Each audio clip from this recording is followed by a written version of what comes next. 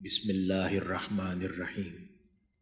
آج کے اس عظیم الشان اور پروقار عرس کی اس خوبصورت اور پرنور مجلس میں شریک حضرات ذی وقار اور تحریک منہاج القرآن سے تعلق رکھنے والے رفقا وابستگان، اللہ رب العزت کا بے پایاں لطف و کرم اور احسان عظیم ہے کہ جس نے توفیق عطا فرمائی کہ ہم لوگ اس خوبصورت درگاہ پر حضرت پیر صوفی محمد شفیع رحمۃ اللہ علیہ کے عرس مبارک کی اس تقریب اور مجلس سعید میں جمع ہو سکے۔ اللہ پاک ہم سب کا یہاں پر جمع ہونا اپنی بارگاہ اقدس میں قبول و منظور فرمائے۔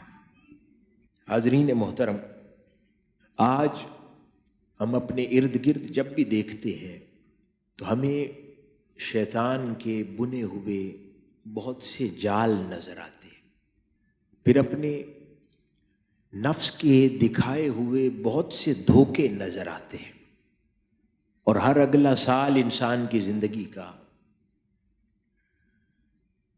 ان فریب اور دھوکوں سے اٹا ہوا ہی نظر آتا ہے،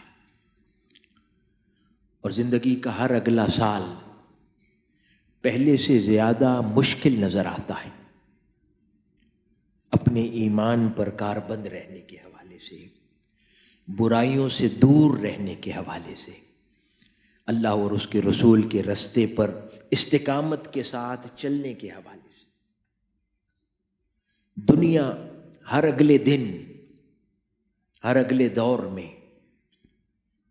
اور زیادہ مزین ہو کر انسان کو بہکانے آ جاتی ہے، اور انسان اس کے ساتھ چل پڑتا ہے۔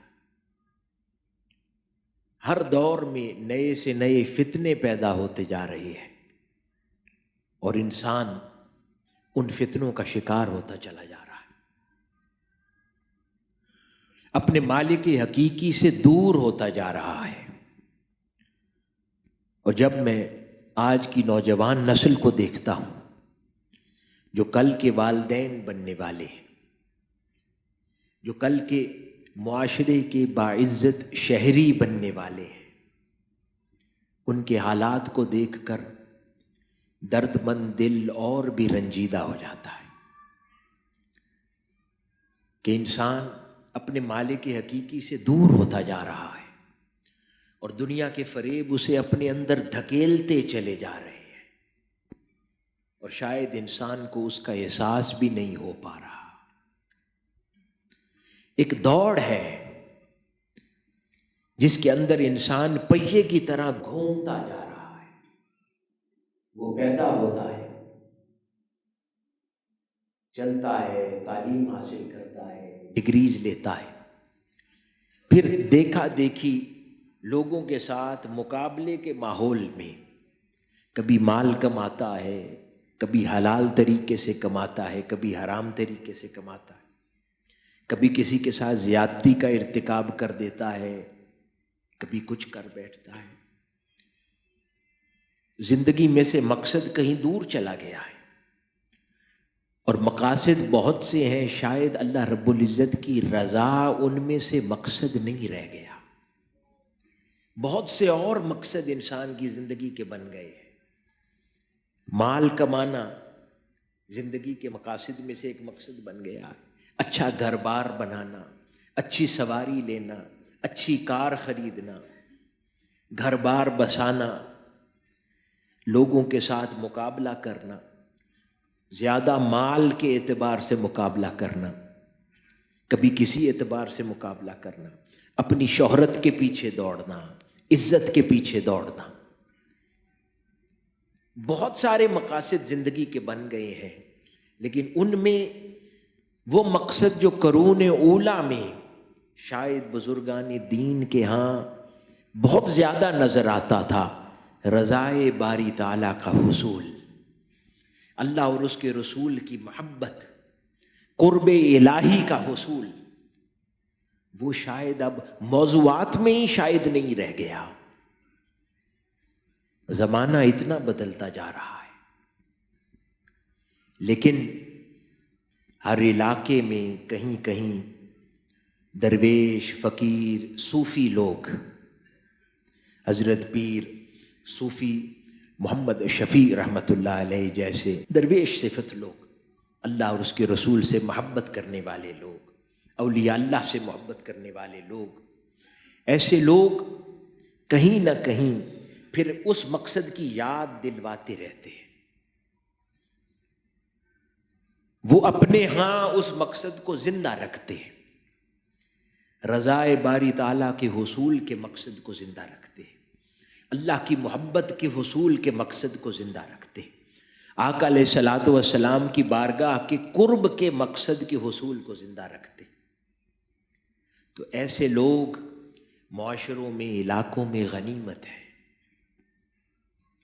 وہ ایسے دیے ہیں کہ جس زمانے میں بہت اندھیرا ہو، کہیں کہیں کوئی دیا جلتا ہو، چلو کچھ روشنی تو کرتا ہے، تو اتنی روشنی بھی زمانے میں غنیمت ہے۔ جہاں پر گھپ اندھیرا ہو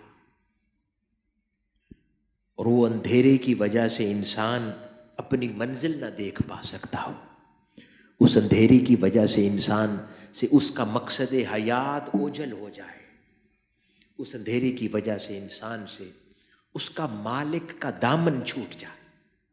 حاضرین گرامی، جن لوگوں کو ان امور کا شعور نصیب ہو جاتا ہے اور وہ دنیا میں آنے کے بعد اپنے اصل مقصد کی تلاش کر لیتے ہیں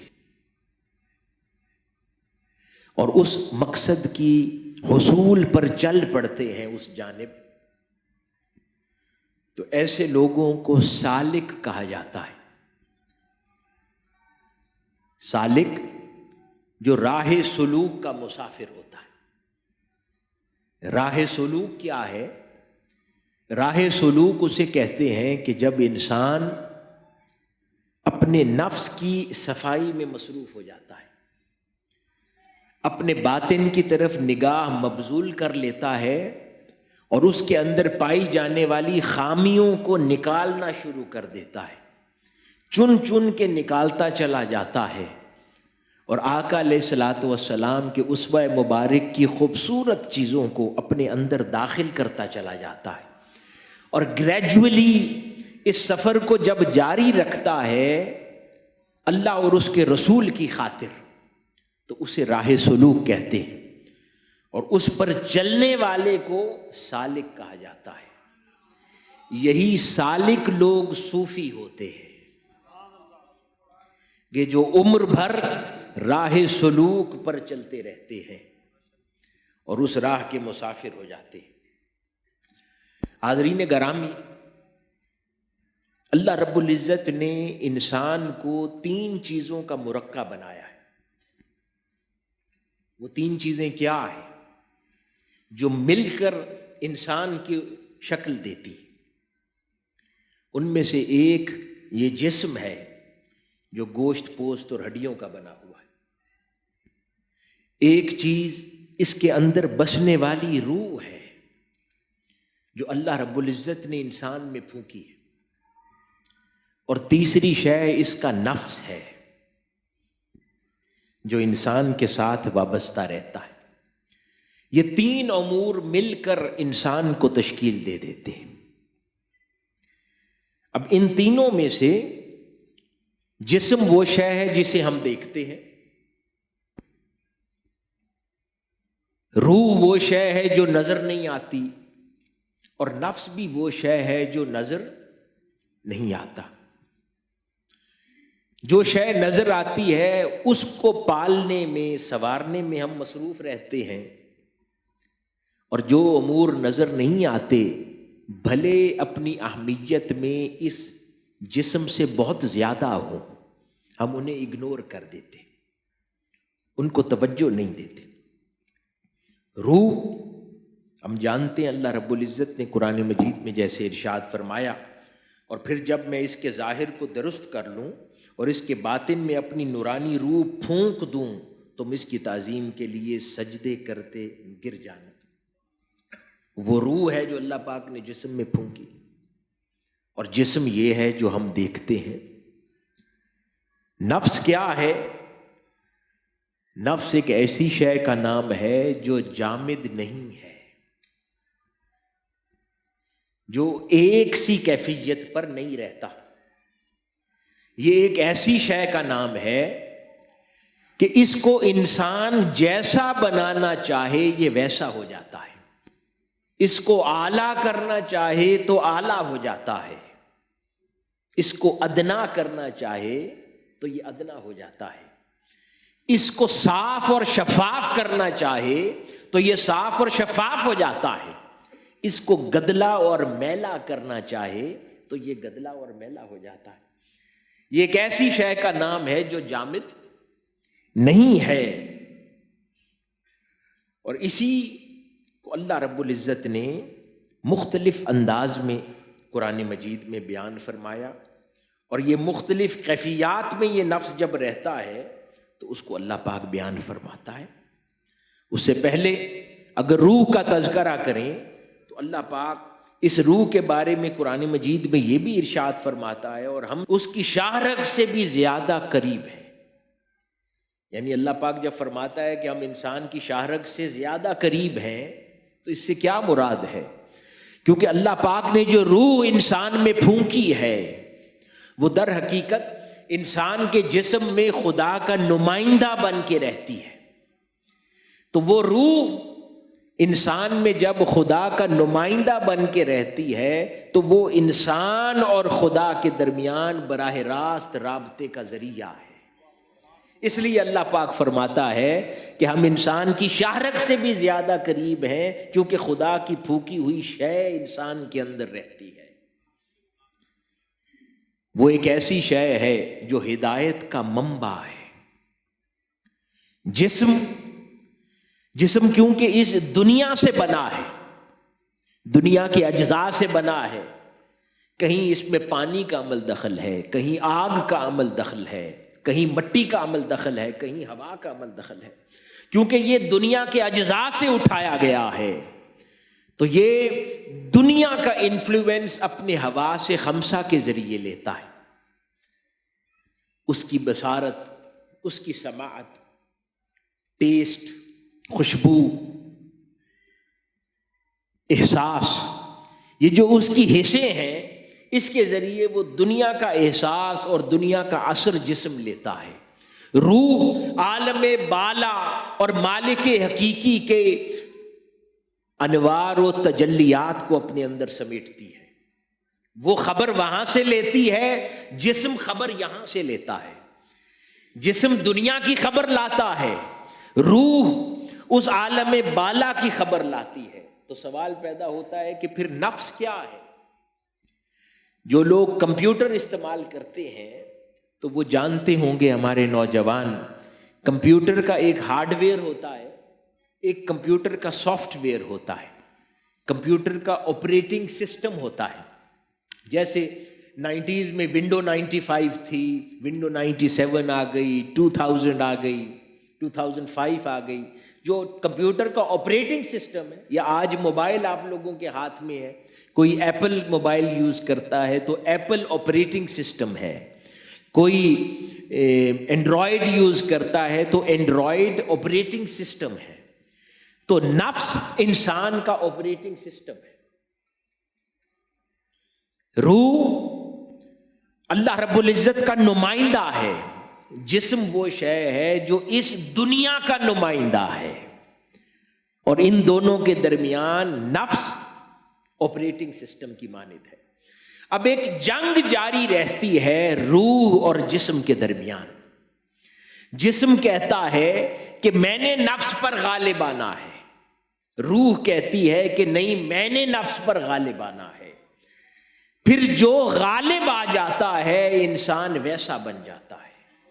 اگر نفس پر روح غالب آ جائے تو انسان نورانی ہو جاتا ہے، کیونکہ روح نورانی ہے۔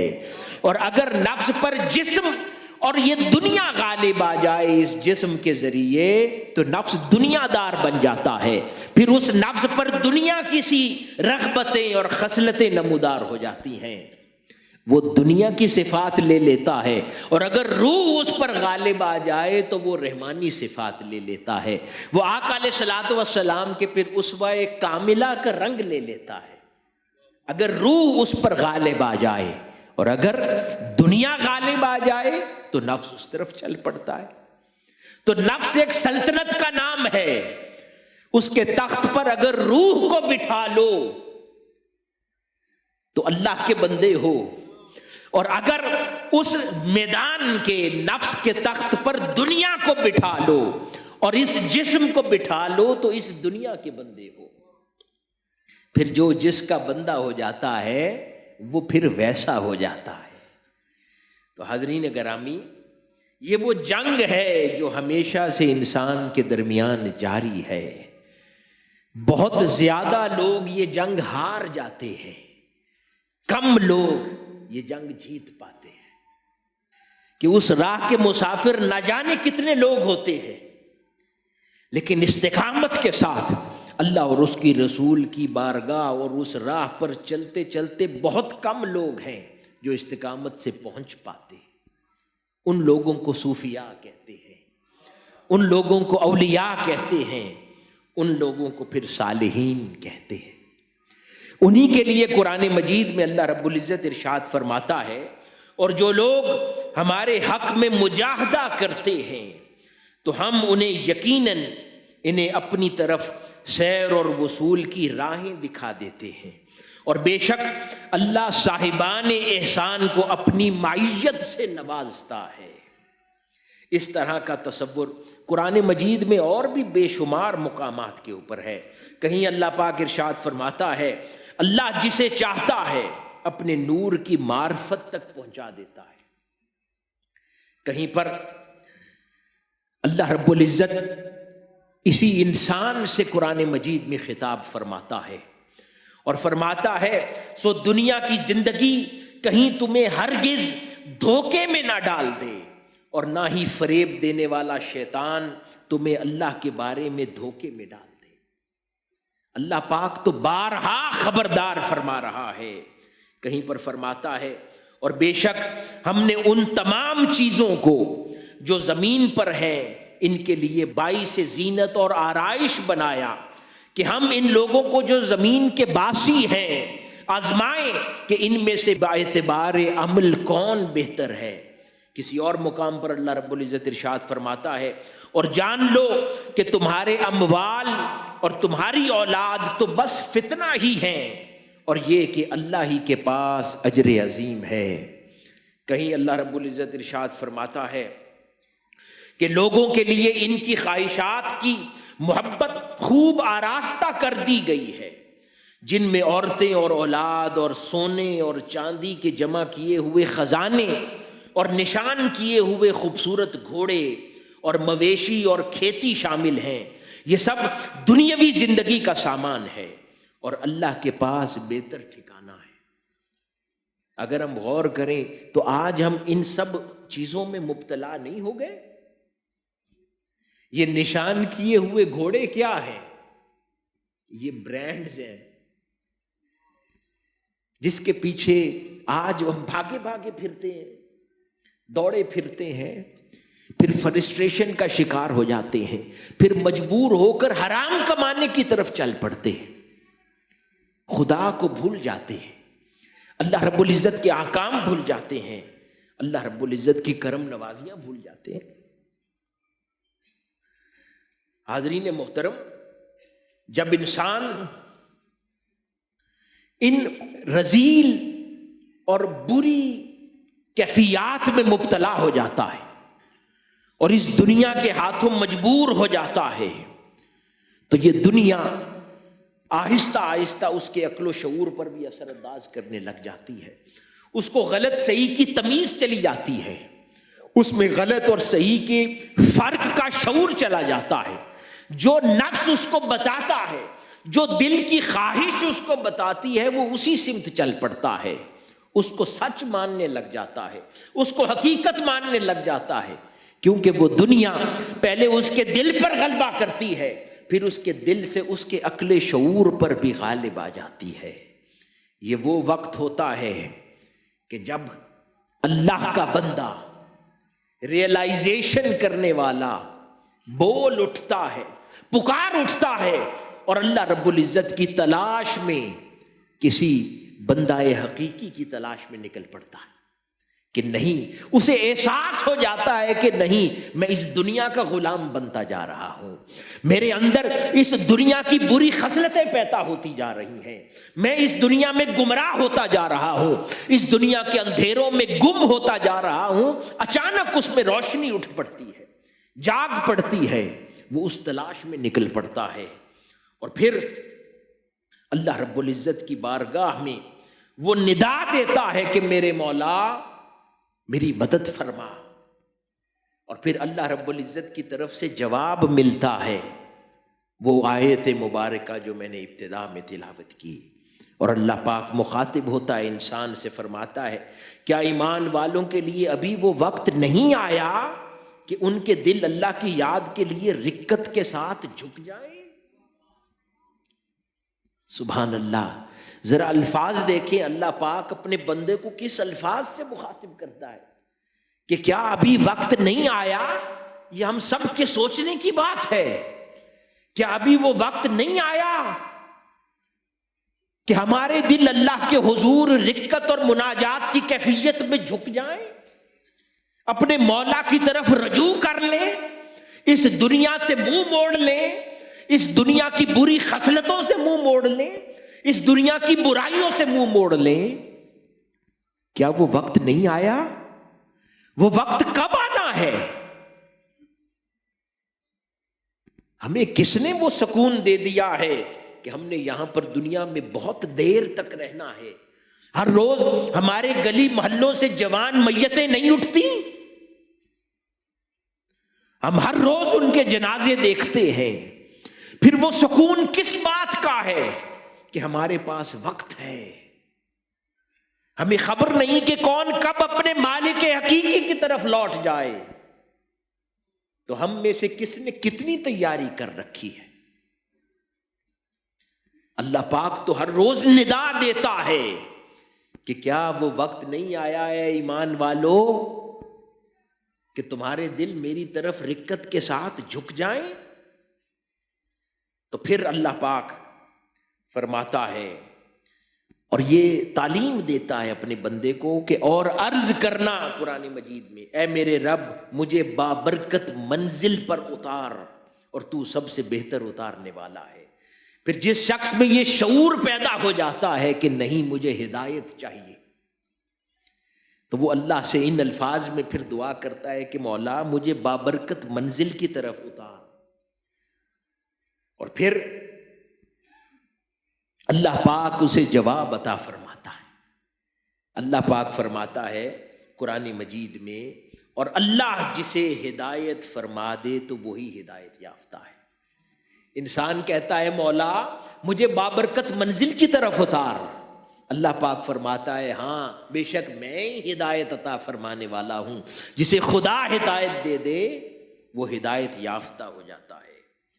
پھر اللہ رب العزت فرماتا ہے، اسی بندے سے پھر خطاب کرتا ہے کہ بے شک تیری طرف تیرے رب کی جانب سے حق آ گیا، سو تو شک کرنے والوں میں سے ہرگز نہ ہو جانا۔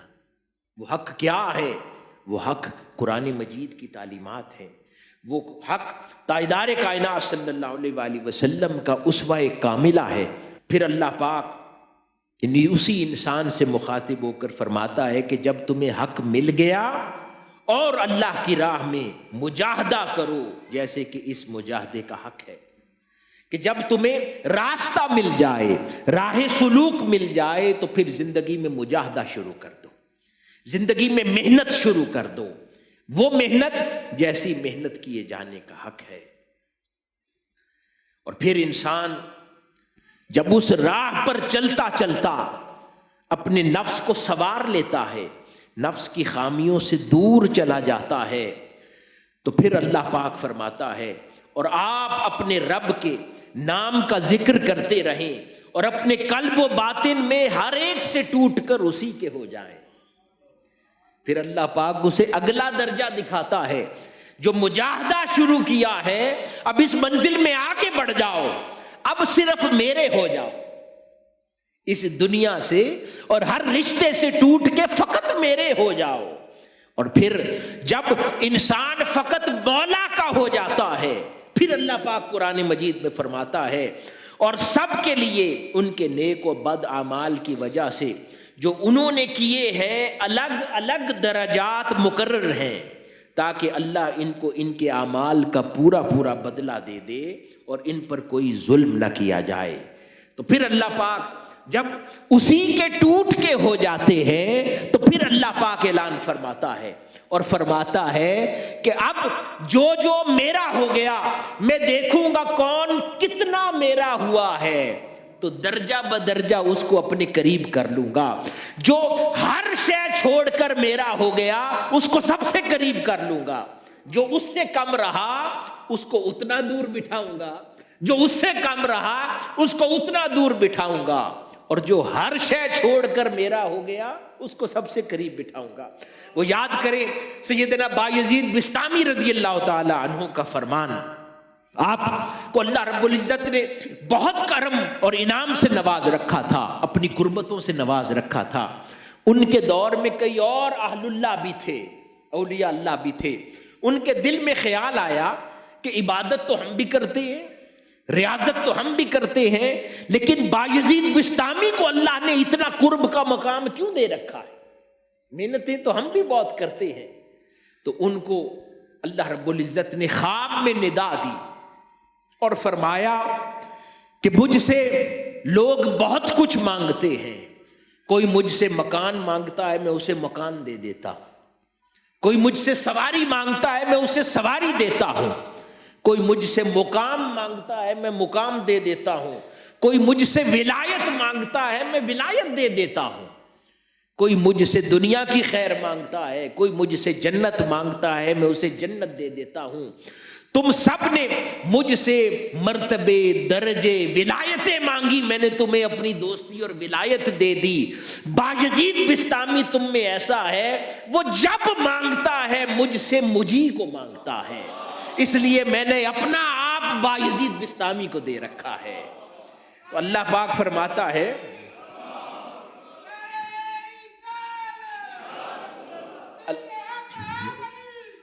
اللہ پاک فرماتا ہے کہ اے میرے بندے، جو جتنا ٹوٹ کے میرا ہو جائے گا میں اس کو اتنا قریب کر لوں گا۔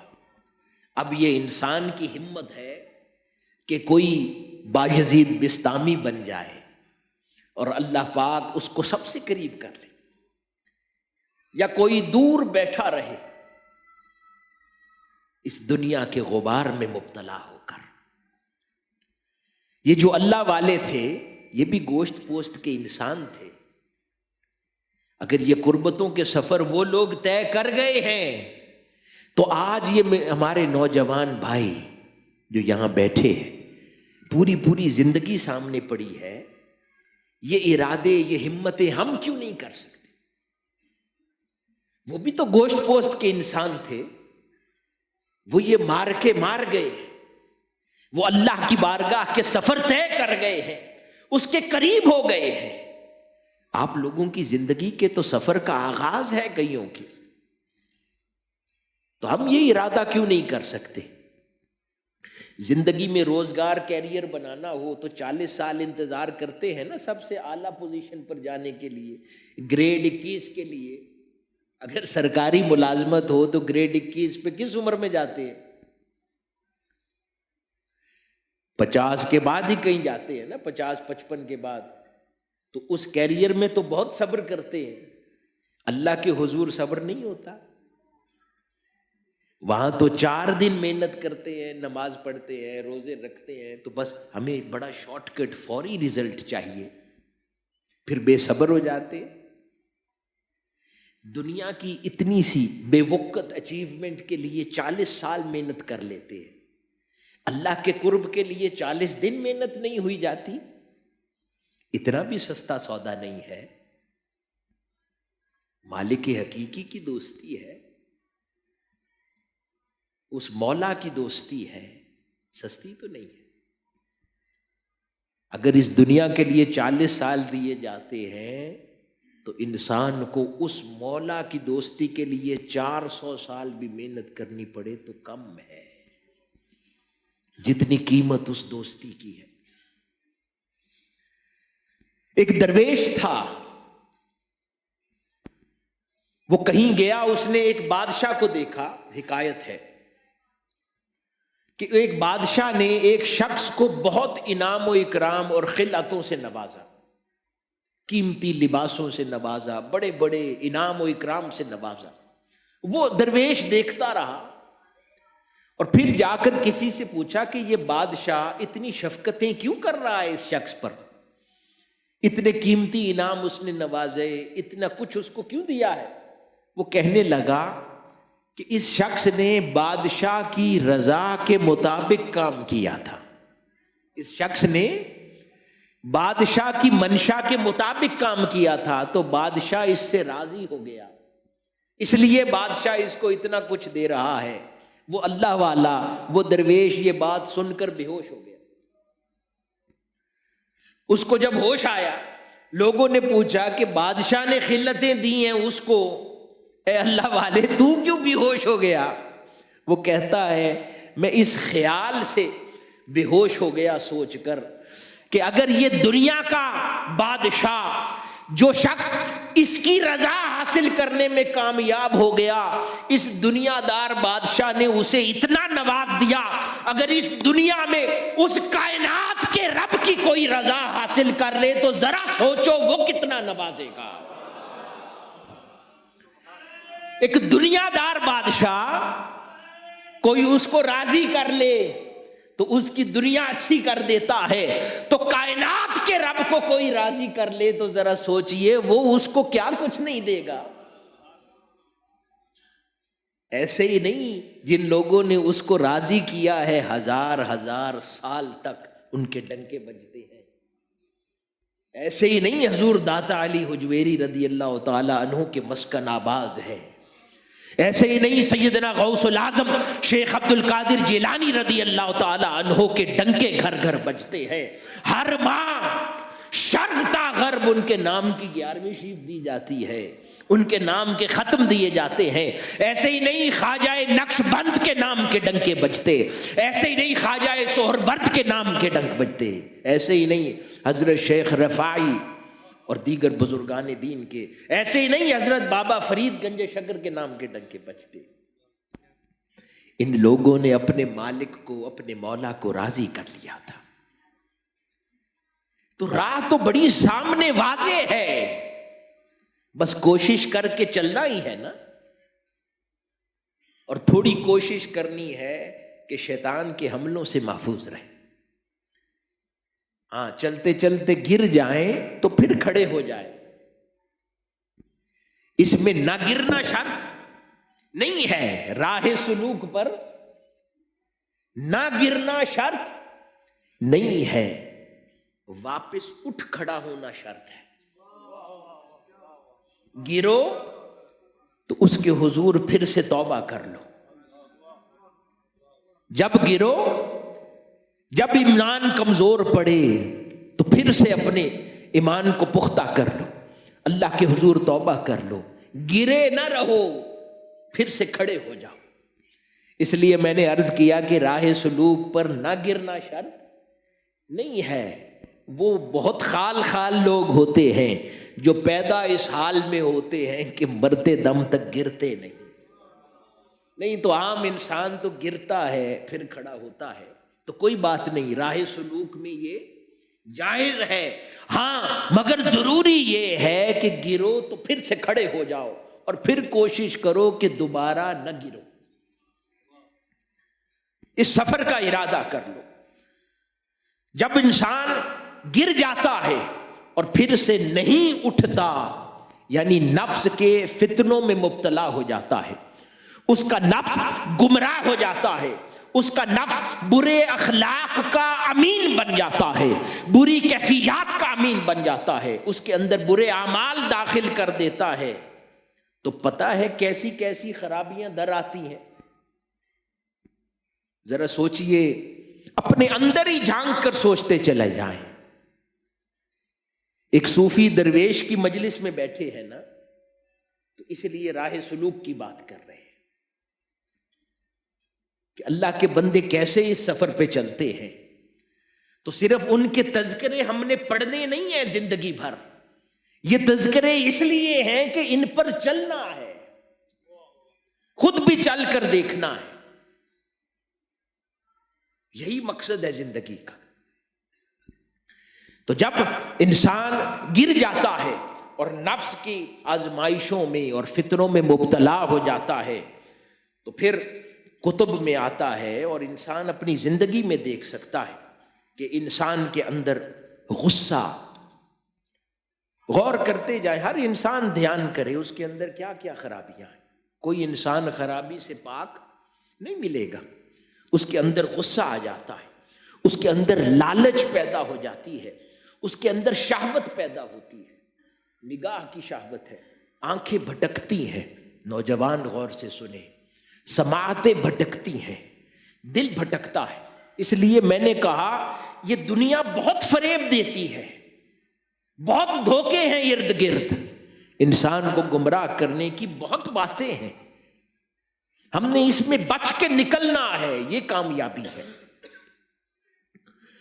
تو لالچ آ جاتا ہے، پھر حسد آ جاتا ہے، خود پسندی آ جاتی ہے، انسان میں تکبر آ جاتا ہے، غرور آ جاتا ہے، دل سخت ہو جاتا ہے، مخلوق پر انسان ظلم کرنے پر آمادہ ہو جاتا ہے. پھر دوسروں کے عیب بے نقاب کرتا ہے. ذرا غور کیجئے، ہم سمجھتے ہیں یہ معمول کی بات ہے، یہ سب سے برے نفس کی خصلتیں ہیں کہ جب انسان سب سے زیادہ پسماندہ نفس میں شریک ہوتا ہے، نفس امارہ میں ہوتا ہے، تو اس کی خصوصیات میں سے ہے کہ انسان لوگوں کے عیب بے نقاب کرتا ہے. انسان غیبت کرتا ہے. کسی کی کوئی بات پتہ چل گئی تو جا کر دوستوں کو بتائے گا، پتہ ہے اس نے کیا کیا، پتہ ہے اس کے گھر کیا ہوا. کسی کی کوئی غم کی بات ہے 10 جگہ کرتا ہے. یہ اچھی عادات نہیں ہے. یہ بطور انسان جب سب سے بری خصلتوں کا شکار ہوتا ہے تو یہ کام کرتا ہے. پھر انسان غیبت کرتا ہے، پھر رقابت کرتا ہے، جیلسی کرتا ہے، لوگوں پر بے جا تنقید کرتا ہے، ناجائز خودستانی کرتا ہے، تلخی طبیعت میں رہتی ہے، دوسروں کی چیزوں پر دل للچاتا ہے چاہے اس کے پاس اس سے بہتر ہی کیوں نہ ہو. ذرا غور کریں اور سوچتے جائیں انسان کن کن کیفیات میں سے روز گزرتا ہے. دوسروں کی چیزوں پر دل للچاتا ہے چاہے اللہ پاک نے اسے اس سے بہتر دے رکھا ہو. عدم قناعت کا شکار ہو جاتا ہے. ہر وقت اس کی زبان پر شکایت رہتی ہے. شکران نعمت کا فقدان پایا جاتا ہے.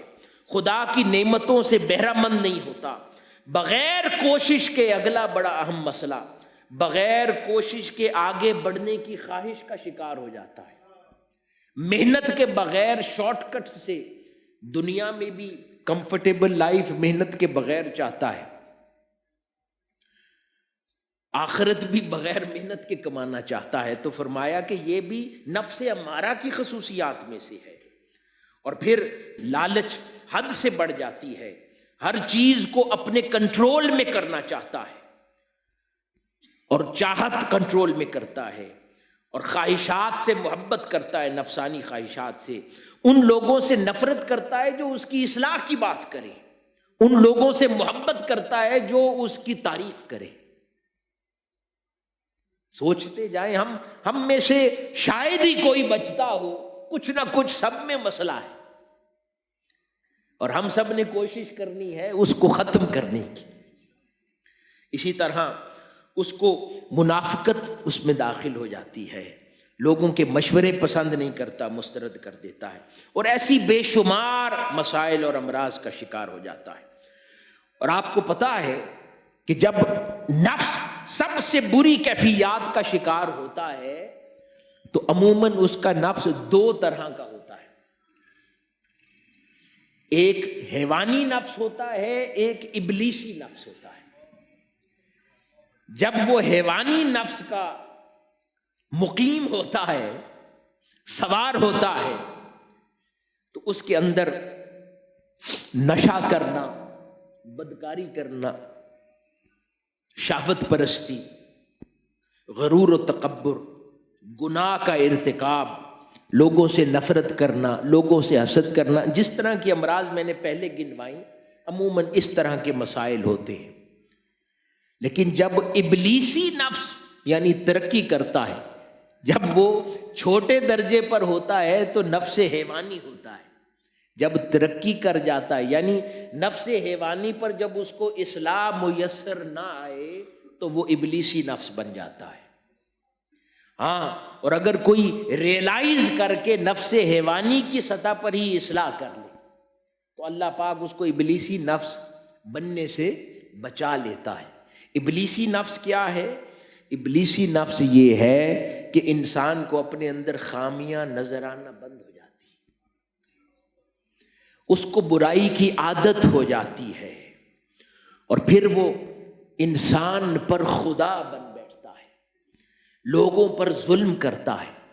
جن لوگوں کو دوسرے لوگوں پر ظلم کرتا دیکھو، جب لوگوں کی جانیں لیتا دیکھو، سانحہ ماڈل ٹاؤن جیسے واقعات کرتا دیکھو، تو سمجھ لو کہ یہ نفس حیوانی کا کام نہیں ہے، یہ نفس ابلیسی کا کام ہے۔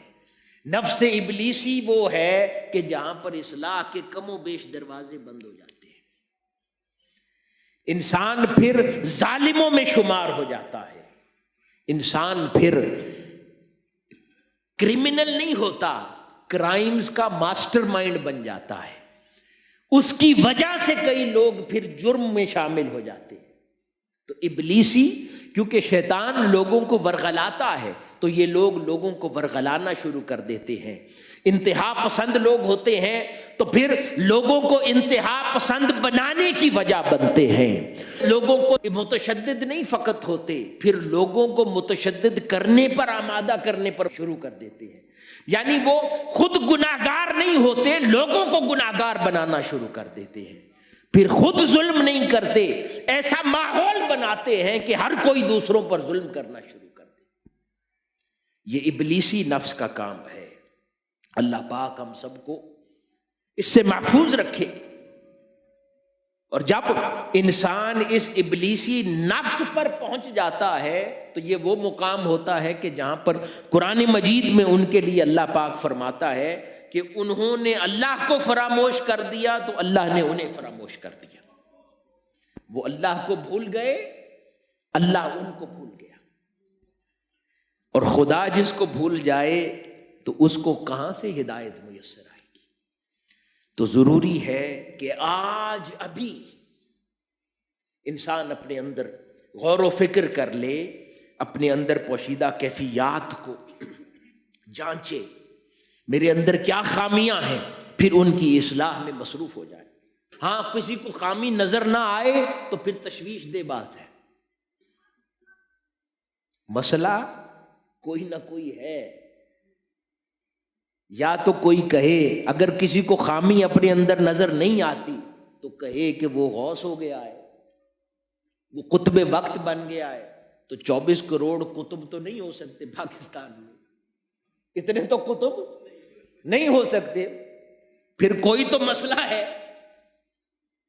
خامیاں اگر مکمل طور پر ختم ہو گئی ہیں تو اس بندے کو تو پھر ولایت کے سب سے اونچے مقام پر ہونا چاہیے، نفس کاملہ پر ہونا چاہیے۔ اگر وہ نہیں ہے، اللہ کی اتنی قربت پر نہیں ہے، تو اس کا مطلب ہے کہ پھر اس کو اپنی خامیاں نظر نہیں آتی، پھر یہ سیریس مسئلہ ہے، پھر اس کو اپنی خامیاں دیکھنے کی طرف غور کرنے کی ضرورت ہے۔ جتنی خامیاں نظر آئیں سمجھو اتنا خیر پر ہے، نظر آئیں گی تو ان خامیوں کی اصلاح کرے گا نا۔ اگر کسی چیز کو دیکھ ہی نہیں سکتا تو اس کو نکالے گا کیسے؟ اسی لیے اللہ پاک فرماتا ہے کہ جب اپنے آپ کا احاطہ کرو، معائنہ کرو اپنے باطن کا، تو پھر اللہ کے حضور توبہ میں گر جاؤ۔ اور انہی کے لیے اللہ پاک فرماتا ہے کہ بے شک اللہ بہت توبہ کرنے والوں سے محبت فرماتا ہے اور خوب پاکیزگی اختیار کرنے والوں سے محبت فرماتا ہے کہ پھر جو لوگ اللہ کے حضور توبہ اور مناجات میں گر جاتے ہیں، گریوزاری میں گر جاتے ہیں، اپنے گناہوں کو ریئلائز کر کے ان کو دور کرنے میں مصروف ہو جاتے ہیں، تو اللہ پاک ان کو پسند فرماتا ہے اور ان سے پیار کرتا ہے۔ اور کیا ہی بات ہے کہ وہ توبہ کرنے والا جوان سال شخص ہو، کیا ہی بات ہے کہ وہ اللہ کے حضور رونے والی آنکھ کسی جوان کی ہو، کیا ہی بات ہے کہ وہ اللہ کے حضور سجدہ ریزی کرنے والی جبیں کسی جوان کی ہو، کیا ہی بات ہے کہ وہ اللہ کے حضور جاگنے والی آنکھ کسی جوان کی ہو، کیا ہی بات ہے کہ وہ اللہ کے حضور راتوں کو جاگ جاگ کے مولا کو منانے والا دل کسی جوان کا ہو۔ تو اللہ پاک اس کو اس کے دم آخر تک منزل کے کتنے قریب فرما دے گا۔ جو سفر ہی بڑھاپے میں شروع کرے تو مرنے سے پہلے کتنا طے کر پائے گا، اور کوئی بر وقت سفر شروع کر لے، زندگی کے 50 سال باقی ہیں تو اپرچونٹی زیادہ ہے کہ وہ منزل کے زیادہ قریب پہنچ جائے گا۔ تو یہ فیصلہ ہم نے کرنا ہے کہ ہم آدھے رستے میں کام چھوڑنا چاہتے ہیں یا منزل کے بہت قریب جانا چاہتے ہیں۔ اور ناممکنات میں سے یہ بات ہے نہیں، کیونکہ لوگوں نے کر کے دکھایا ہے، اللہ والوں نے یہ منزل پا کر دکھائی ہے، اچیو کر کے انسان کو دکھائی ہے، تو اس لیے ناممکنات میں سے یہ بات ہے نہیں۔ جو لوگ اس منزل کو پا لیتے ہیں پھر اللہ پاک ان کے لیے فرماتا ہے سو تم مجھے یاد کرو میں تمہیں یاد کروں گا۔ پھر جو لوگ منزل پا لیتے ہیں وہ خدا کو ساری زندگی یاد کرتے رہتے ہیں، ان کے مرنے کے بعد ان کے ذکر جاری رہتے ہیں، تو اللہ پاک ان کو یہ منزلیں عطا فرما دیتا ہے۔ حاضرین گرامی، یہ منزلیں کیسے ملتی ہیں؟ لائن آف ایکشن کیا ہے؟ آقا علیہ الصلوۃ والسلام کی حدیث مبارکہ ہے، اس کا مفہوم یہ ہے کہ آقا علیہ الصلوۃ والسلام نے فرمایا کہ جس شخص کی عمر کے 40 سال گزر جائیں، جس شخص کی، ذرا دہرائیں اس بات کو، پھر وہ دل میں یہ بات پختہ ہو جاتی ہے، خیال بن جاتا ہے۔ جس شخص کی عمر کے 40 سال گزر جائیں اور وہ دیکھے کہ اگر اس کی نیکیاں اس کی برائی پر غالب نہ آئیں، 40 سال تک وہ ایوریج نکال لے، اگر اس کی نیکیاں اس کے برے اعمال پر غالب نہ آئیں تو حضور فرماتے ہیں پھر وہ دوزخ کی تیاری۔ ذرا غور کریں، جھانکیں، ہمارے اچھے اعمال اور برے اعمال کا تناسب کیا ہے؟ اگر تو گناہوں میں زندگی لت پت ہے تو آج سنبھلنے کی ضرورت ہے، اور اگر خیر کے رستے پر گامزن ہے تو اللہ کا کرم ہے، اس کی مہربانی ہے۔ حاضرین گرامی، یہ لائن آف ایکشن کیا ہے، چلنے کا سلیقہ کیا ہے؟ یہ علم جو ہم یہاں سن رہے ہیں، علماء کرام سے خطابات کی صورت میں سنتے ہیں، بزرگوں کی کتابوں میں پڑھتے ہیں، ہر روز اچھی اچھی باتیں کرتے ہیں، اچھی اچھی باتیں سنتے ہیں، یہ علم ہے۔ اور علم عمل کے بغیر کوئی فائدہ نہیں دیتا۔ علم اس لیے حاصل کیا جاتا ہے کہ اس پر عمل کیا جائے۔ اگر علم رہے اور عمل نہ کریں تو انسان کو کوئی فائدہ پہنچانے والا نہیں، کیونکہ علم درخت کی مانند ہے اور عمل اس کا پھل ہے۔ ذائقہ پھل میں ہوتا ہے، درخت کے تنے میں نہیں ہوتا۔ تو اس لیے جتنا جانو اس کو عمل میں تبدیل کرتے چلے جاؤ، وہی دنیا اور آخرت میں فائدہ دے گا۔ یہ روڈ میپ ہے۔ بہت سی اچھی باتیں ہیں، ایسا شاید ہی کوئی ہوگا کہ اسے اچھی باتیں پتہ نہیں ہیں، ہر روز کسی نہ کسی سے کچھ نہ کچھ سن بیٹھتا ہے۔ آقا علیہ الصلوۃ والسلام کی کتنی احادیث مبارکہ روز سن بیٹھتا ہے، قرآن مجید پڑھتے ہیں، کتنے مقامات پڑھ بیٹھتا ہے۔ مسئلہ علم کا نہیں ہے، مسئلہ عمل کا ہے۔ روز پڑھتے ہیں، جانتے ہیں، پر عمل نہیں کرتے۔ ہم جانتے ہیں کہ رشوت لینا حرام ہے، لیکن کتنے لوگ پرہیز کرتے ہیں اس کام سے؟ ہم جانتے ہیں کسی کے ساتھ زیادتی کرنا ظلم ہے، لیکن کتنے لوگ اس سے باز رہتے ہیں؟ ہم جانتے ہیں نماز تہجد کی فضیلت، لیکن کتنے لوگ رات کو بیدار ہوتے ہیں؟ ہم جانتے ہیں پنجگانہ نماز کی ضرورت، لیکن کتنے لوگ مس کرتے ہیں؟ ہم جانتے ہیں آقا علیہ الصلوۃ والسلام پر درود و سلام بھیجنے کی فضیلت، لیکن کتنے لوگوں کی زندگی کا مستقل معمول ہے؟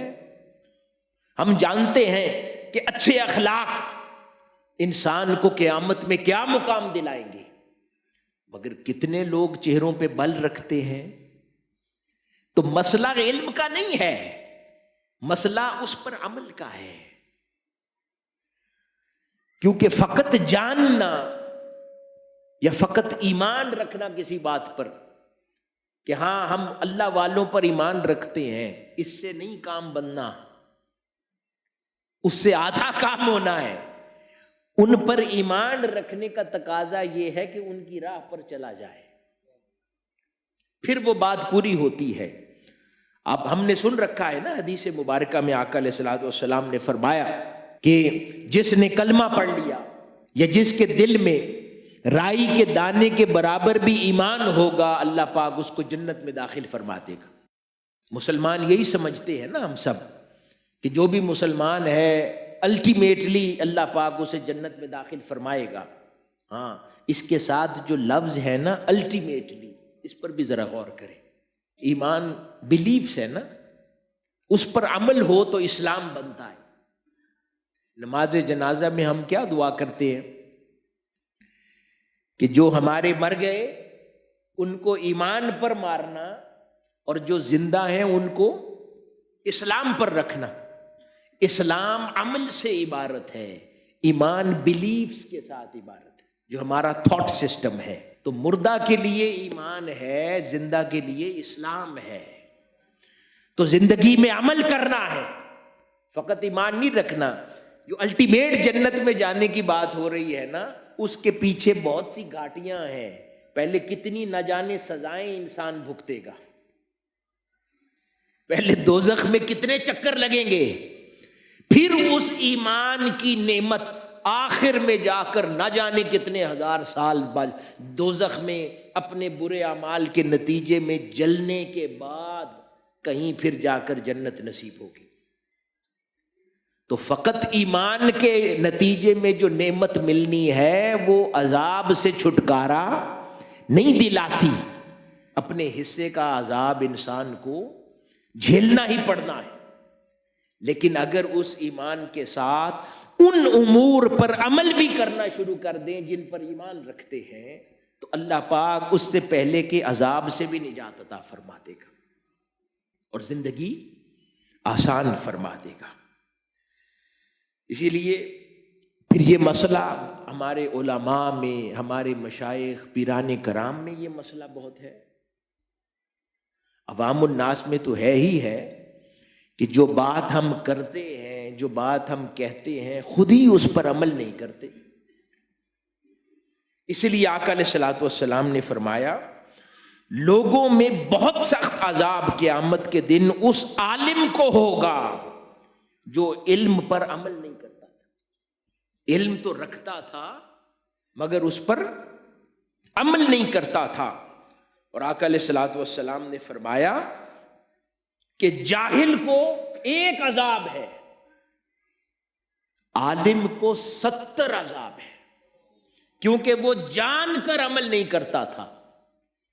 جاہل تو انجان تھا، جاننے والا جان کر اس پر عمل نہیں کرتا تھا۔ تو جو شخص دیندار نہیں ہے اس کو ممکن ہے اپرچونٹی مل جائے جان کی چھٹکارے کی. جو لوگ اللہ والوں کی مجلس میں بیٹھتے اٹھتے ہیں، دین سے وابستہ ہیں، دین کی مجالس اٹینڈ کرتے ہیں، ان کے لیے یہ چھٹکارا نہیں ہے، کیونکہ ان کا یہ بہانہ نہیں چلے گا کہ مولا ہمیں پتہ نہیں تھا. اللہ پاک فرمائے گا تو اس دن فلاں مجلس میں بیٹھا ہوا تھا جہاں پر فلاں عالم دین نے یہ بات کی تھی، تو نے سنی تھی، پھر تو نے عمل نہیں کیا. اس لیے حاضرین گرامی، حضرت خواجہ جنید بغدادی رحمۃ اللہ علیہ، آپ کے معتقد نے، آپ کے مرید نے آپ کو ایک دن خواب میں دیکھا. آپ سے پوچھا کہ حضرت اللہ پاک نے آپ کے ساتھ کیا معاملہ فرمایا؟ وہ فرمانے لگے میری عبادتیں ضائع ہو گئیں، میرے اشارات فنا ہو گئے، مجھے فائدہ صرف ان چند رکعتوں نے دیا جو میں تہجد کے وقت ادا کرتا تھا. تو عمل، محنت، عبادت، اس کے بغیر کچھ نہیں ہے. اہل سنت لوگ بڑے ڈھیلے ہو جاتے ہیں. اہل سنت جہاں پر عقائد میں سچے ہوتے ہیں، پختہ ہوتے ہیں، آقا علیہ الصلوۃ والسلام سے محبت کرنے والے ہوتے ہیں، اولیاء اللہ سے محبت کرنے والے ہوتے ہیں، وہاں ایک جو مسئلہ ان کو درپیش ہو جاتا ہے وہ اس ایمان اور اس نسبت کے معاملے پر یقین رکھ کر عمل میں پختہ نہیں رہتے، عمل میں محنت نہیں کرتے. تو حاضرین گرامی، اگر کوئی عقیدے کی وجہ سے مارا جائے گا تو ذرا غور کریں کہیں ہم عمل کی وجہ سے نہ مارے جائیں. تو ہمیں ان عقائد کے ساتھ عمل کو بھی پختہ کرنا ہے، مضبوط کرنا ہے. حاضرین گرامی، کیونکہ آقا علیہ الصلوۃ والسلام کی حدیث مبارکہ ہے، حضور فرماتے ہیں کہ جو دروازہ کھٹکھٹاتا ہے وہی جواب پاتا ہے. جو شخص دروازہ کھٹکھٹائے گا ہی نہیں، راتوں کو جاگ کر اس مولا کے حضور مناجات کرے گا ہی نہیں، اس کو اللہ دے گا کیسے؟ جو جاگے گا نہیں، اس سے مانگے گا نہیں، اسے ملے گا کیسے؟ راتوں کو بستر پہ سوئے ہوئے تو نہیں ملے گا. حضرت ابراہیم بن ادم رضی اللہ تعالیٰ عنہ کا واقعہ نہیں سن رکھا کہ وہ خراسان کی سلطنت کے بادشاہ تھے اور اللہ سے محبت کرتے تھے، ہر وقت اس خیال میں رہتے تھے کہ کوئی صورت بن جائے مجھے میرا مولا مل جائے، کوئی صورت بن جائے میرا مولا مجھ سے راضی ہو جائے، کوئی صورت بن جائے مجھے میرا دوست مل جائے. وہ اس کیفیت میں رہتے. ایک دن ان کو سمجھانے کے لیے فرشتہ اللہ نے بھیجا اور فرشتہ ان کے محل کی چھت پر چلنا شروع ہو گیا.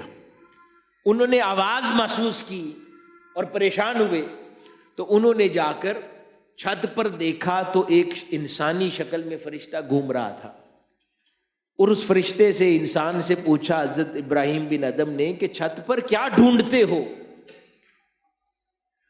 تو فرشتے نے ان کو لیسن دینے کے لیے کہا کہ میرا اونٹ کھو گیا ہے، میں محل کی چھت پر اونٹ ڈھونڈتا ہوں. حضرت ابراہیم بن ادم رحمۃ اللہ علیہ نے فرمایا کہ ارے کبھی محلات کی چھتوں پر بھی اونٹ ملا، کبھی محلات کی چھتوں پر بھی اونٹ ملتے ہیں.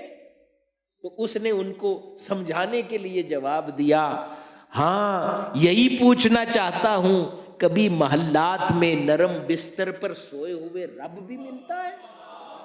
اگر محلات کی چھتوں پر اونٹ نہیں ملتے تو گرم بستر میں رب کہاں ملے گا؟ تو اس لیے عمل پر توجہ دینا ضروری ہے، ان تمام امور پر جن کے اوپر ہم اعتماد اور ایمان کی کیفیات رکھتے ہیں. حاضرین گرامی، ایک درویش اللہ والا سال ہا سال سے عبادت میں مصروف تھا. اللہ پاک نے فرشتہ بھیجا زمین پر، یہ فرما کر کے جا کر میرے اس بندے کو کہہ دو کہ میں نے تمہاری تمام عبادات ریجیکٹ کر دی. وہ فرشتہ انسانی روپ میں اس کے پاس آ گیا اور اس کو کہنے لگا کہ اے بندے، تو اتنے سالوں سے عبادت ریاضت میں لگا ہوا ہے، اللہ پاک نے تو تیری ساری عبادتیں ریجیکٹ کر دی۔ وہ بندہ پہچان گیا یہ فرشتہ ہے، خدا کے حضور سے سوال لایا ہے، تو اس نے کہا کہ اے فرشتے، میرے رب کے حضور جا کے عرض کر دینا کہ تو نے ہمیں اپنی بندگی کے لیے پیدا کیا ہے، تو بندگی کرنا ہمارا کام، تو قبول کرے نہ کرے تیرا کام۔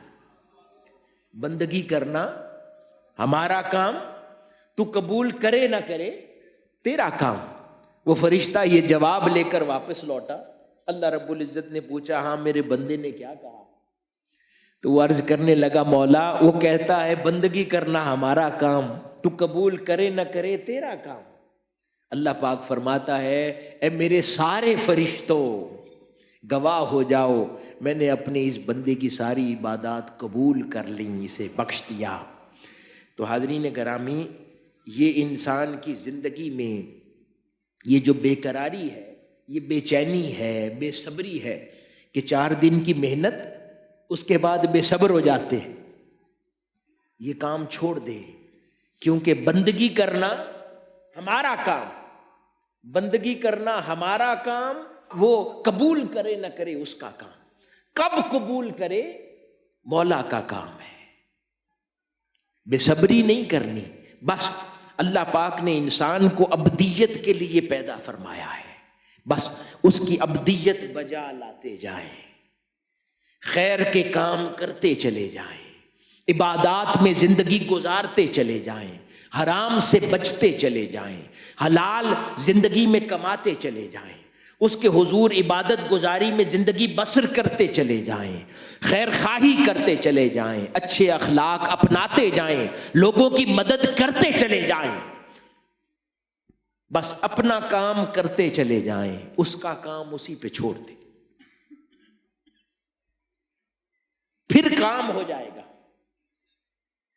جب انسان بھاگتا رہتا ہے نا نتائج کے پیچھے، وہ نتائج اس سے اور دور چلے جاتے ہیں۔ جب انسان نتائج سے آنکھیں بند کر لیتا ہے اور صرف اپنا کام کرتا چلا جاتا ہے، اللہ پاک منزل اس کے قریب فرما دیتا ہے۔ اللہ پاک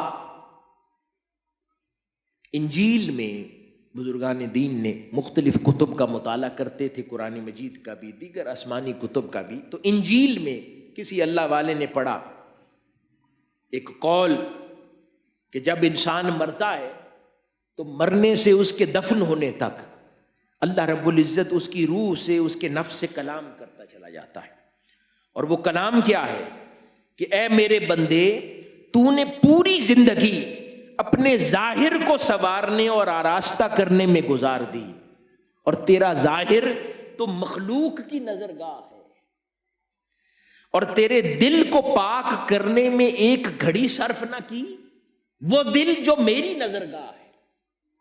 اللہ پاک فرماتا ہے تو اپنا جسم سنوارتا رہا، اپنا جسم پالتا رہا، روز اچھے لباس پہن کر نکلتا تھا، لوگ بن سور کر نکلتا تھا، اپنے جسم کو طاقتور کرتا تھا، باڈی بلڈنگ کرتا تھا، نہ جانے کیا کچھ کرتا تھا، اور بنتا سورتا تھا، اس جسم کو سنوارتا تھا جو جسم دنیا نے دیکھنا تھا، اور اس دل کو صاف کرنے پہ ایک لمحہ صرف نہ کیا جو میں نے دیکھنا تھا، جس پر میری نگاہ تھی، تو نے اس کو نہ اجلا کیا، تو نے اسے نہ سنوارا۔ اسی طرح اللہ پاک فرماتا ہے کہ اے میرے بندے، تو کیا کر رہا ہے؟ میں تیری طرف دیکھ رہا ہوں، تو کسی اور کی طرف دیکھ رہا ہے۔ یہ جملہ بھی ریپیٹ کرے، اللہ پاک فرماتا ہے اے میرے بندے، تو کیا کر رہا ہے؟ میں تیری طرف دیکھ رہا ہوں، تو کسی اور کی طرف دیکھ رہا ہے۔ انسان کو چاہیے کہ مولا جب اس کی طرف دیکھ رہا ہے، وہ مولا کی طرف دیکھتا رہے، مولا اسے تکتا رہے، وہ مولا کو تکتا رہے، اللہ پاک اسے دیکھتا رہے، وہ مولا کو دیکھتا رہے، خدا اس کی رضا کا طالب ہو، وہ خدا کی رضا کا طالب ہو۔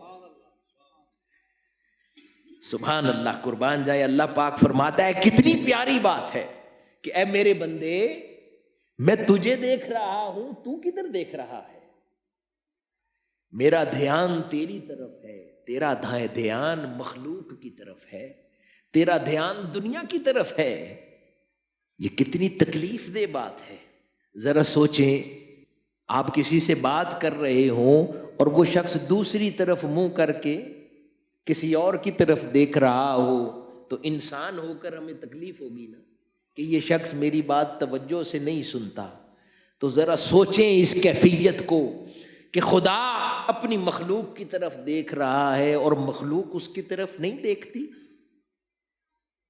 مخلوق اس کی طرف متوجہ نہیں ہے۔ وہ چاہتا ہے کہ جیسے میں اپنی مخلوق کے دھیان میں ہوں، مخلوق میرے دھیان میں رہا کرے۔ یہی اللہ والوں کا شیوا رہا ہے۔ وہ اللہ والے اس لیے ہیں کہ وہ پھر دنیا سے کٹ کر اسی کے ہو گئے تھے۔ وہ ہر لمحہ اسے تکتے رہتے تھے، اس کی رضا کو تکتے رہتے تھے، اس کی رضا کے حصول میں مصروف عمل رہتے تھے۔ حاضرین گرامی، حضرت مخدوم جہانیہ جہاں گشت رحمۃ اللہ علیہ جلیل القدر اہل اللہ میں سے ہوئے، آپ فرماتے ہیں کہ دنیا میں غریب کی طرح زندگی گزارو اور دنیا میں راہگیر کی طرح رہا کرو اور صاحب قبور کی طرح ہو جاؤ۔ وہ فرماتے ہیں کہ اس لیے کہ بہت سے لوگ اس راہ کے مسافر ہوئے ہیں، دیکھنا یہ ہے کہ وہ دوست ملتا کسے ہے۔ بہت سے لوگ اس راہ کے مسافر ہوئے ہیں، دیکھنا یہ ہے کہ وہ دوست ملتا کسے ہے۔ بہت سے لوگوں نے عشق کی جبین اس چوکھٹ پہ سجدہ ریز کی ہے، بہت سے لوگوں نے عشق کی جبین اس چوکھٹ پہ سجدہ ریز کی ہے، دیکھنا ہے کہ میٹھی نیند اس کے پہلو میں کسے ملتی ہے، میٹھی نیند اس کے پہلو میں کسے ملتی ہے۔ اور پھر وہ کہتے ہیں کہ تم سے پہلے جانے والے لوگ قبروں میں منتظر ہیں کہ ہمارے پیچھے آنے والا کیا مار کے آتا ہے۔ تم سے پہلے جانے والے لوگ قبروں میں دیکھ رہے ہیں کہ جنہیں پیچھے چھوڑ کے آئے ہیں یہ کیا مار کے آتا ہے۔ ان کے وقت ختم ہو گئے، ہمارے پاس آج وقت ہے، ہمیں اپنی قبر کی تیاری کرنی ہے، ہمیں اللہ کو منانے کی تیاری کرنی ہے، ہمیں اپنے آپ کو جھنجھوڑنا ہے، ہمیں اس دنیا کی بری برائی پر مبنی خصلتوں اور عادتوں سے چھٹکارا حاصل کرنا ہے، ہمیں اپنے مالک کو، مولا حقیقی کو منانا ہے، اپنی زندگی کو سنوارنا ہے، دل میں اس مالک حقیقی کو بسانا ہے، اس کی محبت کو بسانا ہے، اس کے دیدار کو بسانا ہے۔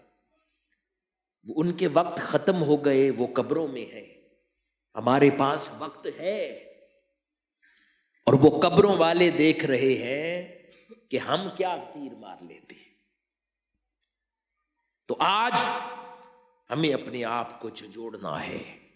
آگے وہ شیخ سعدی فرماتے ہیں کہ اگر بندہ خدا کو زندگی میں منا نہ سکے تو پھر اس کا جسم پرندوں کا پنجرا ہے اور جانوروں کا استبل ہے۔ اگر یہ انسان اپنی زندگی میں اپنے مولا کو منا نہ سکے، اس کی دوستی اختیار نہ کر سکے، اس کی محبت اپنا نہ سکے، تو پھر فرق نہیں پڑتا کہ یہ جسم کہلائے، پرندوں کا پنجرا کہلائے یا جانوروں کا استبل کہلائے، وہاں پر چاہے گندگی پڑی رہے۔ حضور شیخ الاسلام نے کئی مرتبہ یہ واقعہ سنایا، بڑا پیارا۔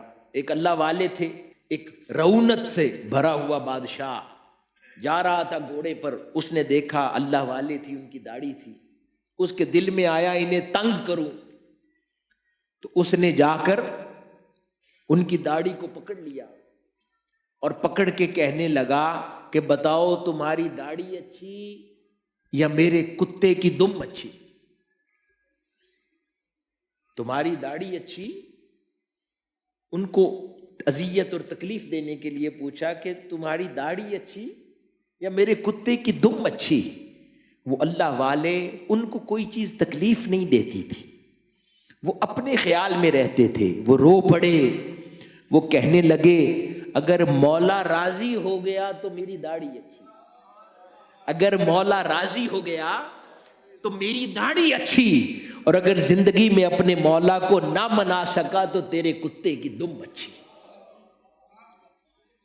سبحان اللہ، اگر مولا ہم سے راضی ہو گیا تو داڑھی اچھی، اور اگر اس کو داڑھی بھی رکھ لے، لباس بھی اچھے پہن لے، سب کچھ کر لے، محافل بھی کر لے، بہت کچھ کر لے، اور اپنے مولا کو منا نہ سکے تو پھر اس کے کتے کی دم ہی اچھی۔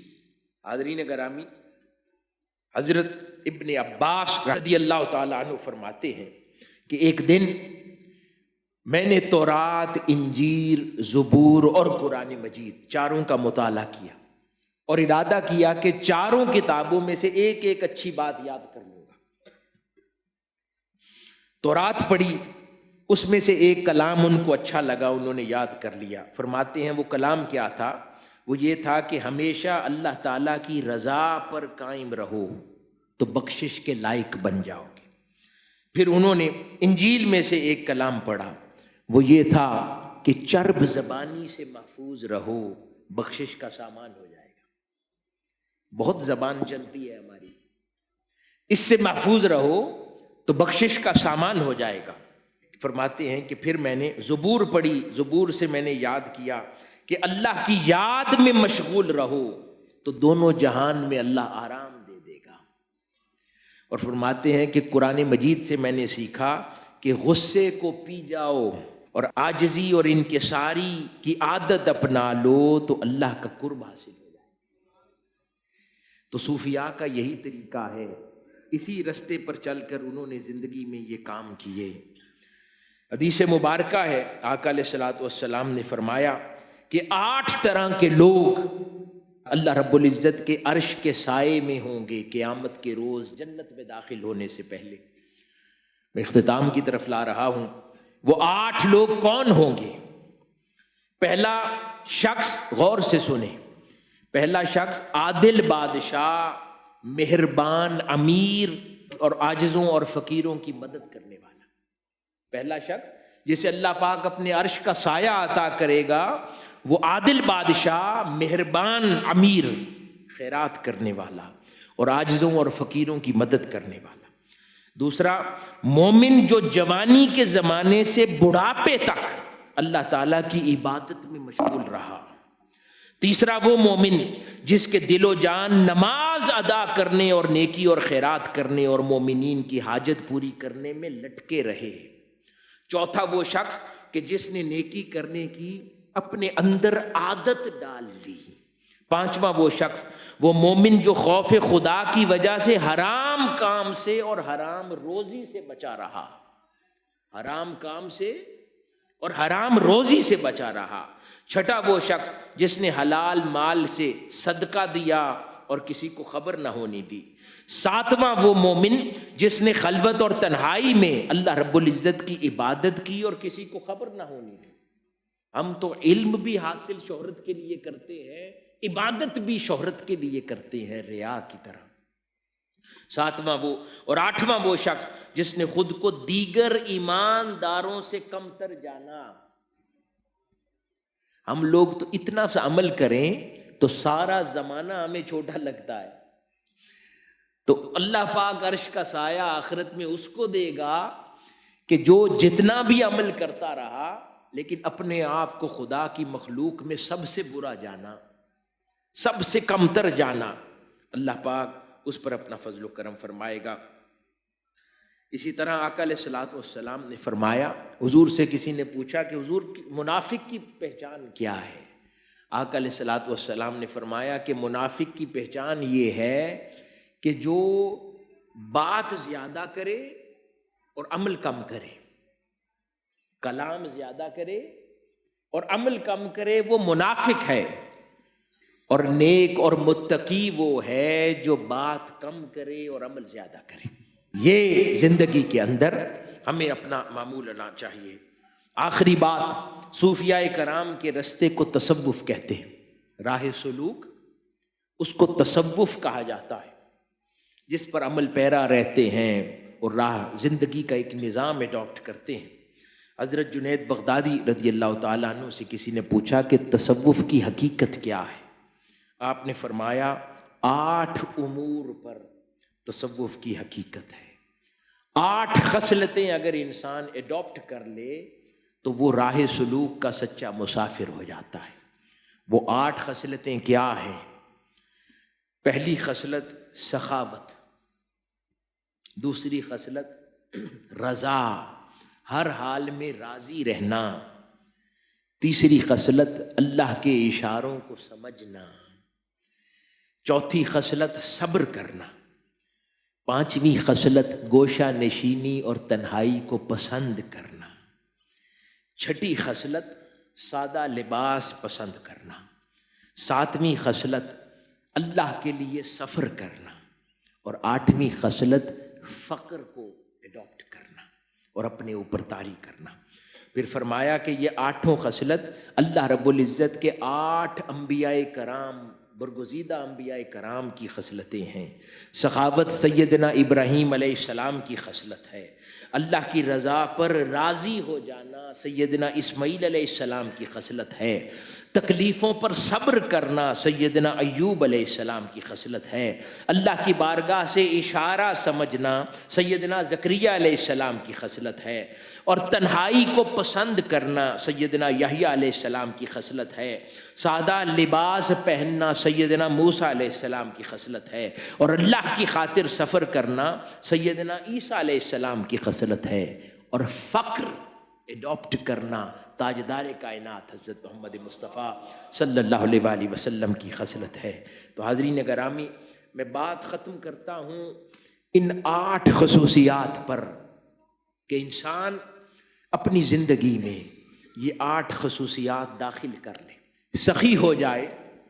سخاوت صرف مال کی نہیں ہوتی، سخاوت وقت کی بھی ہوتی ہے، سخاوت ہر اس شے کی ہے جو اس کے دل کے بہت قریب ہے، تو انسان سخی ہو جائے۔ حضرت بایزید بسطامی رضی اللہ تعالی عنہ نے فرمایا کہ اولیاء اللہ سخی ہوتے ہیں۔ پھر فرمایا کہ سخی پتہ کیسے ہوتے ہیں؟ فرمایا کہ وہ سورج کی طرح کے سخی ہوتے ہیں۔ سورج اپنا پرایا دیکھ کر روشنی نہیں دیتا، سب کو برابر دے دیتا ہے۔ سورج کا دل بہت بڑا ہے، وہ سب کو روشنی برابر بانٹتا ہے، کہ کوئی اسے مانے نہ مانے، کوئی اسے اچھا کہے کوئی برا کہے، کوئی اس کی تپش کو کوسے کوئی اس کی روشنی کی تعریف کرے، وہ سب کو روشنی برابر دیتا ہے۔ تو اللہ کا ولی ایسا سخی ہوتا ہے، اس کا دل سب کے لیے برابر وسعت رکھتا ہے، کوئی اس کو مانے کوئی نہ مانے، وہ کسی کو تکلیف نہیں دیتا، سب میں برابر بانٹتا ہے، خیرات کرنے والا ہوتا ہے۔ تو انسان ویسا بن جائے، یہ بغض، یہ حسد، یہ تنگ نظری، یہ طبقات کی بندش، یہ فرقہ بندی، یہ چھوٹے چھوٹے گروہوں میں تقسیم ہو جانا، ایک دوسرے کو برا جاننا، ایک دوسرے کی بد تعریفی کرنا، کسی کو گالی دینا، کوئی دوسرے طبقے کا بڑا آ جائے اس کو عزت نہ دینا، صرف اپنوں کو عزت دینا، پرایوں کو عزت نہ دینا، یہ تنگ نظری اور چھوٹے دلوں کی بات ہے۔ اللہ والے تنگ دل نہیں ہوتے، وہ وسعت والے ہوتے ہیں، وہ سورج کی طرح ہوتے ہیں۔ پھر فرمایا کہ وہ زمین کی طرح عاجزی والے ہوتے ہیں، لوگ ان پر جوتوں سے چلتے ہیں، وہ پھر بھی فصل دیتی ہے۔ سبحان اللہ، اللہ والے زمین کی طرح عاجزی رکھتے ہیں، لوگ ان کو جوتوں سے روندتے ہیں، وہ پھر بھی ان کو رزق دیتی ہے، اتنے نرم دل ہوتے ہیں۔ تو عاجزی انکساری ایڈاپٹ کر لو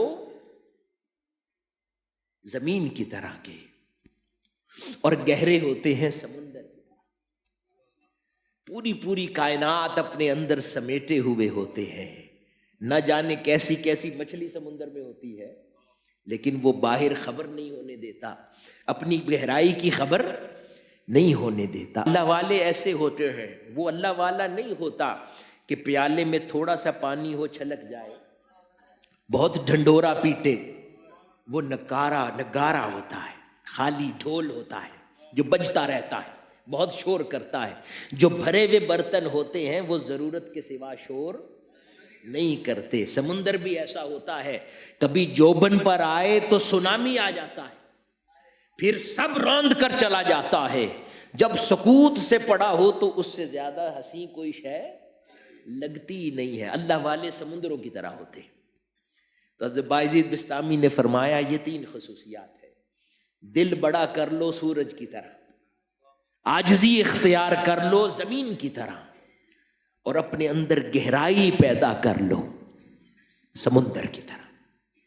اور یہ 8 خصوصیات، سخاوت کرو، فقر اختیار کرو، اللہ کی عبادت کرو، حرام سے پرہیز کرو، نیکی اختیار کرو، عبادت گزاری میں وقت لگایا کرو، یہ گپ شپ غیبت سے اجتناب کرو۔ اس نے فائدہ نہیں دینا آخرت میں کہ کوئی اٹھ کے مجلس سے جائے اس کے پیچھے برائی شروع کر دیتے ہو۔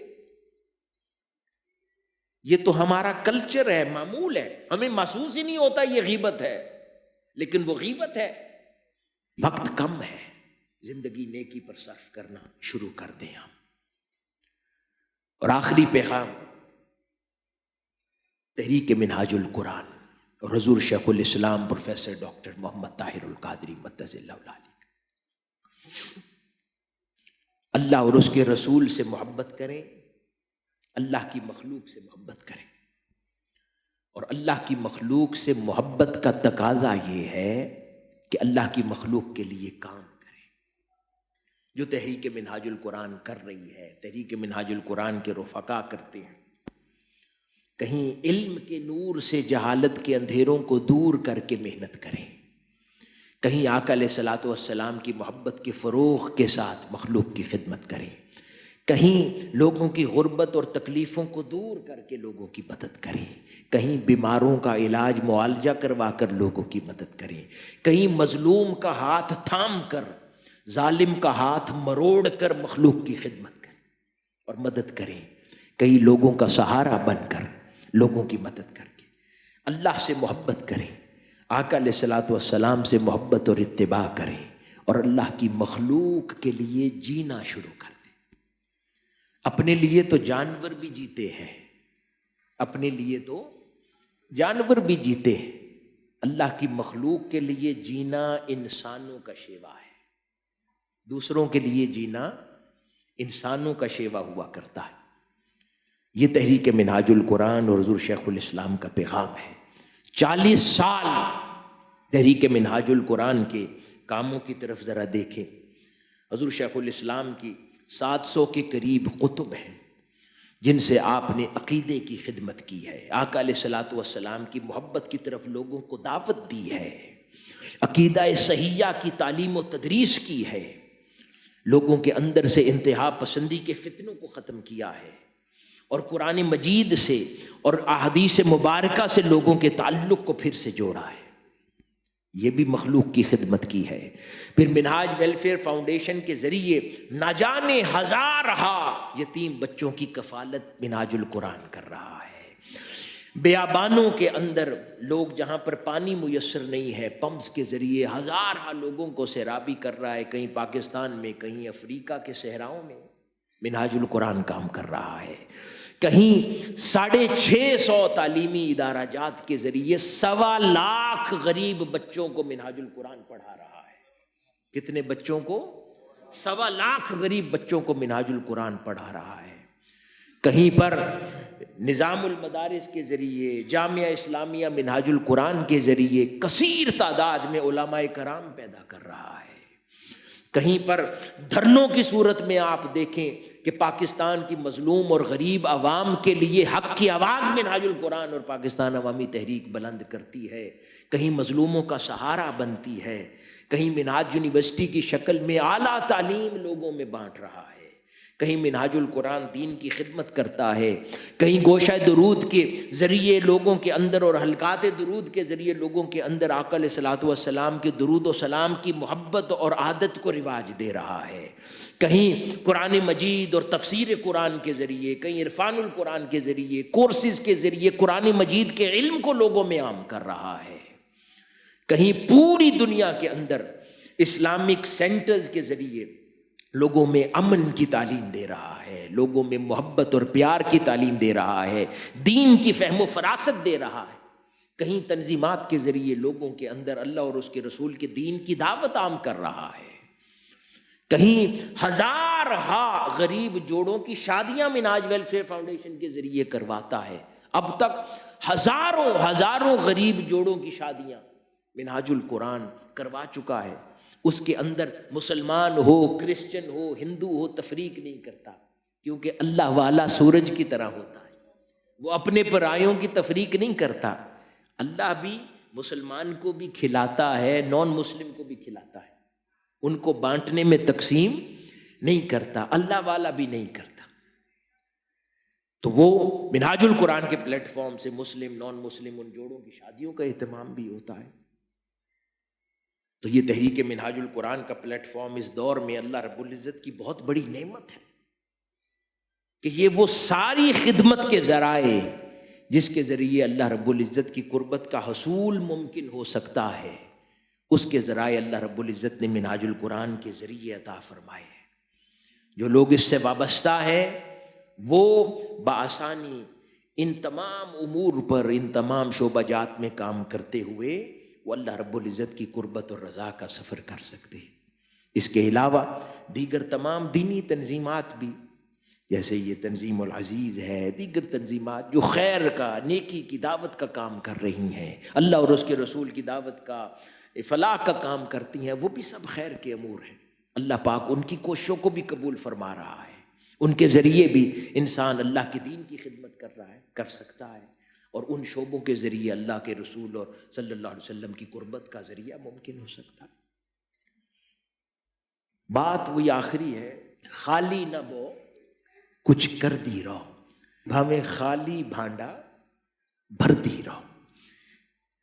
جو مزاج پسند آئے، جو تنظیم پسند آئے، جو تحریک پسند آئے، جو شخصیت پسند آئے، جھگڑا نہیں، شکوہ نہیں، ایک دوسرے کو گالی مت دو،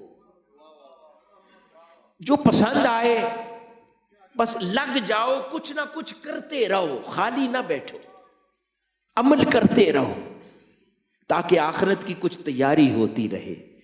کسی کو کوئی پسند ہے اس کو وہاں لگے رہنے دو، کسی کو کوئی پسند ہے اسے وہاں لگے رہنے دو، ایک دوسرے کو گالی مت دو، اتحاد امت کا شرازہ نہ بکھیرو، امت کو جڑے رہنے دو، امت میں پیار بانٹتے رہو، نفرت کی وجہ نہ بنو۔ بس یہ پیغام ہے منہاج القرآن کا کہ کچھ کرتے رہو، اللہ اور اس کے رسول کو راضی کرنے کی کوشش کرتے رہو۔ آخر میں ایک بار پھر میں اس خوبصورت پروگرام کے انعقاد پر تنظیم العزیز، ان کی تمام انتظامیہ کو مبارکباد پیش کرتا ہوں، اور منہاج القرآن گوجرانوالہ کے ہمارے جملہ ذمہ داران کو مبارکباد دیتا ہوں۔ آج پورے دن کی مصروفیات جو میں ان کے ساتھ رہا مصروف، ان کو آرگنائز کرنے اور ارینج کرنے کے لیے، اور افراد جو ساتھی منہاج القرآن سے وابستہ تشریف لائے پورے گوجرانوالہ سے اس پروگرام میں شریک ہوئے، آپ سب کو بھی اللہ پاک برکت دے۔ یہاں پر بیٹھے ہوئے ہر ایک شخص کو اللہ پاک سلامتی سے، برکت سے نوازے، دنیا آخرت کی خیر سے نوازے۔ اللہ پاک آخر میں محترم پیر صوفی محمد شفیع رحمۃ اللہ علیہ، ان کے درجات کو بلند فرمائے، ان کے فیوزات کو عام فرمائے۔ والسلام وما علینا الا البلاغ۔